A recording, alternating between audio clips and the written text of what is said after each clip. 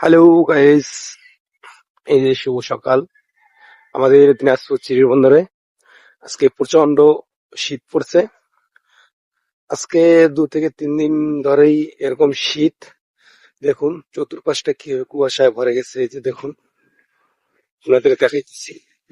এই দেখুন চতুর্পাশটা দেখুন, এই যে কিরকম কুয়াশা দিয়ে ভরে গেছে। এই দেখুন আমার সামনে একটা গাড়ি আসতেছে। এই যে দেখুন এত দূর থেকে আসতেছে, তবু লাইটিং এর জন্য দেখা যাচ্ছে না।